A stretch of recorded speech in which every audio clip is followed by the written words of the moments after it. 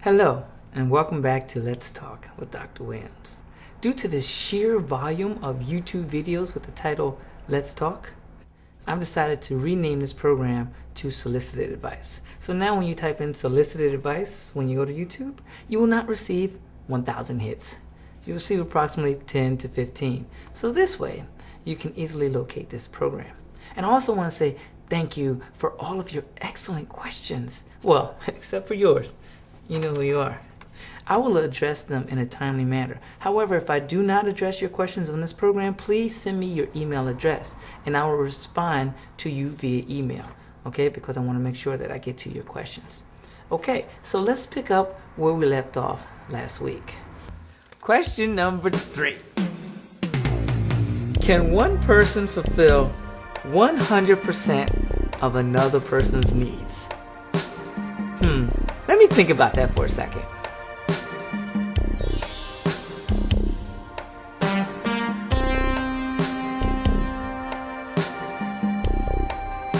No.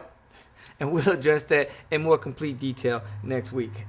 So the simplified answer is no. But if I really want to answer this in more detail, I have to answer it in 3 ways. There are more ways to answer it, but I'm going to focus on 3 terms, okay? The first one is insecurity, the second is loneliness, and the third is culture. Number 1, I'll make this short. For insecurity, if you don't feel secure or comfortable with yourself, you could never feel secure or comfortable with someone else. Because if you don't feel comfortable with yourself, you'll be trying to provide happiness to someone else and making them happy. And by making them happy, you'll make yourself happy. But you cannot always make another person happy. And when they're not happy, then not only are you not happy, you are so unhappy that you start feeling depressed. And it becomes a vicious cycle that goes over and over and over and over and over until the other person becomes disgruntled and he wants to run away because he's feeling smothered. So remember, you have to feel secure with yourself before you can ever feel secure with another person. So provide yourself happiness before you can provide happiness for someone else. Okay? Number 2. Loneliness. It's okay to be lonely. It's okay to be by yourself sometimes. Not all the time, obviously, but it's okay to be by yourself sometimes. Because if you feel that you cannot be by yourself, you'll go searching and eventually you will find a relationship, probably not the one that you want to be in, but you will stay in that relationship because you're afraid to be by yourself. Okay, so look at answer number 1, insecurity. Okay, find that security within yourself and you'll find that it's okay to be by yourself. And you want to find somebody that's going to make you a better person, not somebody that you can settle with. Okay, so let's look at number 3, culture. In some cultures, that's all that they teach. Okay, they teach that you have to find somebody and that you have to have children. Okay, and if that's all that you've ever known, that is all you will ever seek. You will start to feel insecure because you're lonely, because you can't find somebody. So you have to find somebody in order to make yourself feel happy so that everybody else in your culture will see that you're okay because you found somebody and that you're not alone.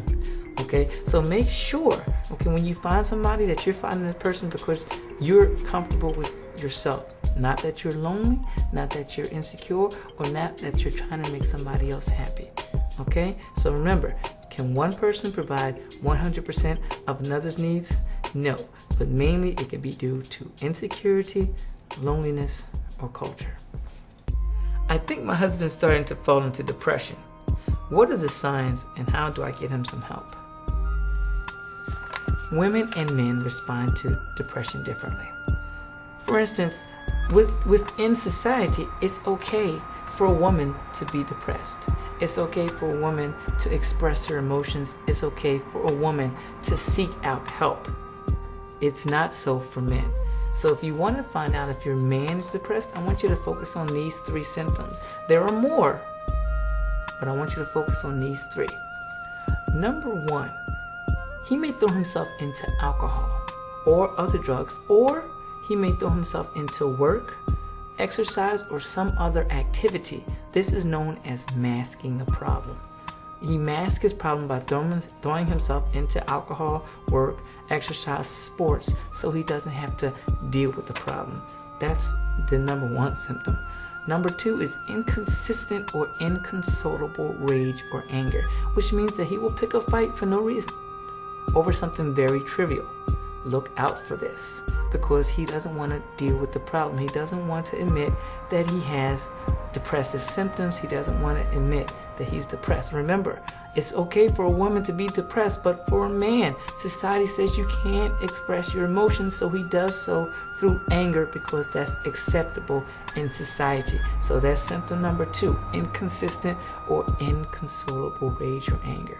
And symptom number 3 is he may just shut down entirely because he doesn't want to deal with it, or he may be very short with you, which means you ask him a question, he shuts you down, or he answers in only 1 or 2 words. So please focus on those 3 symptoms and you will find out if your man is depressed. 1, he throws himself into alcohol, throws himself into work, exercise, or sports. 2, inconsistent or inconsolable rage. And 3, he withdraws or he is very short with you. Now remember, because society says it's not okay for a man to go and seek therapy. If a man goes to seek therapy and everybody else finds out, then a man actually feels that his masculinity has been taken away from him. And most men do not like to feel that way. Now, if you want to find out if he's depressed, he has to understand that he has those depressive symptoms. You can never, ever get him help. He has to realize that he has a problem. If he doesn't realize that he has a problem, it doesn't make a difference what you do. He may actually go to therapy, but he will never stay in therapy because he doesn't realize that he has a problem. Now, how do you get your point across without it being considered as bitching? Well, initially, it has to be a two-way conversation. You have to sit him down and tell him what you want. If he is depressed, or if he feels that he's depressed, he's not going to want to hear what you have to say.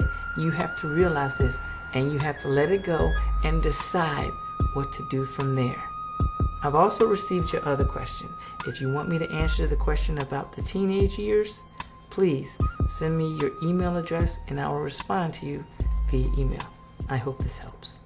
I've noticed when I'm not interested in a guy and don't show him attention, he ends up liking me. However, when I am interested in a guy and show him attention, he doesn't like me back.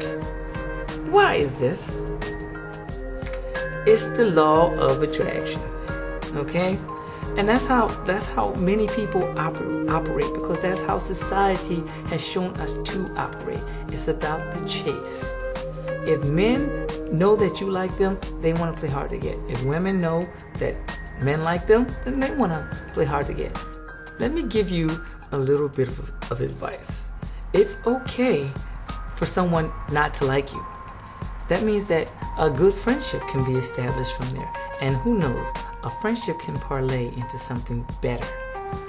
But never go into a friendship hoping that it's going to turn into something else, because that road can be disastrous. And it's okay if you don't like somebody. It's alright, it's not the end of the world. Perhaps another friendship can form out of that. If not, then perhaps you don't need them. 9 times out of 10, people don't want to be friends. They only want what they want.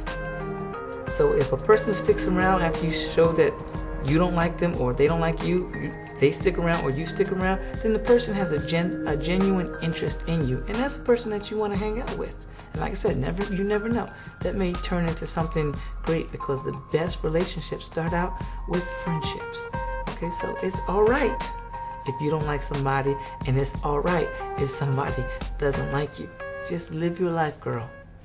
I just started dating someone. How long do I have to wait to have sex with them without looking like I get around? Like you get around.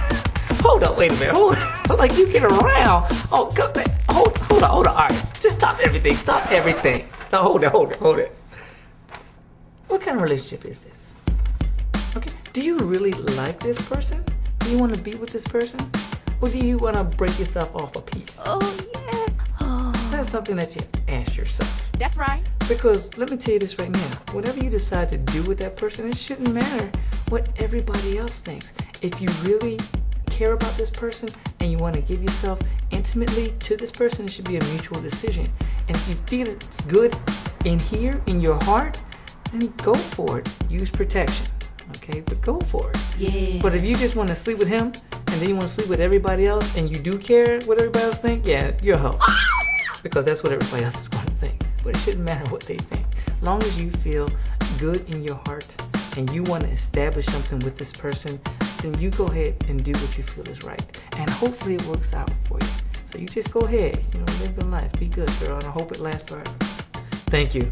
And that's it for this week on Solicited Advice.